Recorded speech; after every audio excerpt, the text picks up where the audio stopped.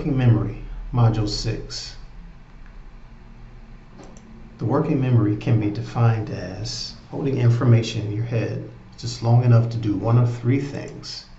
Either you're going to use it, or you're going to store it towards a long-term memory process, or you're going to forget or dump it. Now let's look at a visual example of the working memory in progress.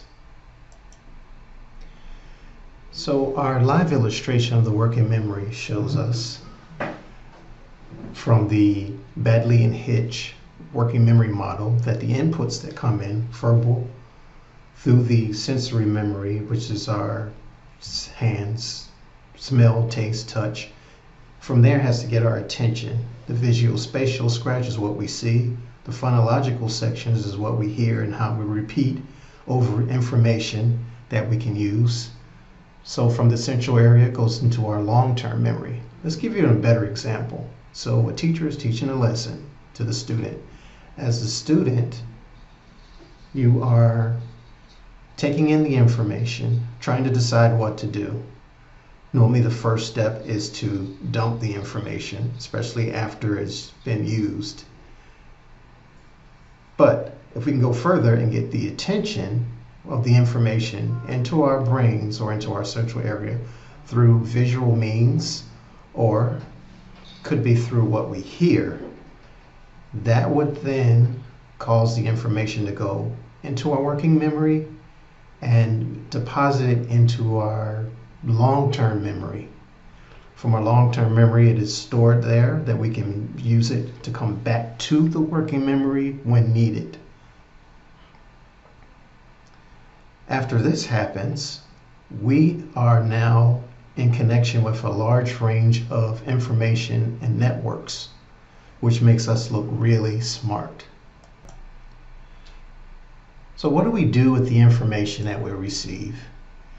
As our video showed before, we can dump it, meaning we didn't really have any connection to it. We don't know how we can connect it to the older things.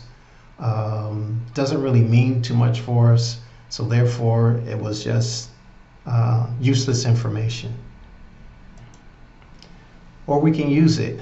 This also doesn't require a lot of use of the working memory, but it is very useful at the time, or an assignment, or just filling out pieces of paper, or an assignment that has been given to you for class.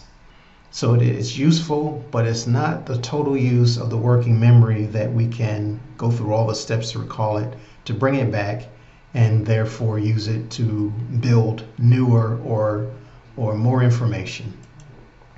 We can store it, which this is through the process of the working memory, which is an executive functioning skill to be able to do this and understand it. This is why we're presenting it to you today. So therefore, it's stored. It can be brought back into the working memory for whatever purpose that the student has. And therefore, when new things come up, it's a lot easier because you have something to connect new information to what's been learned already. Another thing that a student could do is use associations or abbreviations, like please excuse my dear Aunt Sally, for a mathematical equation, and therefore every time you come across that type of equation, you know how to handle it because you have associated this information to what's already stored. So when you're going to higher levels of math, this is a formula that can be used to help build the skills to the next level. If you want to learn more about the executive functioning skill of the working memory,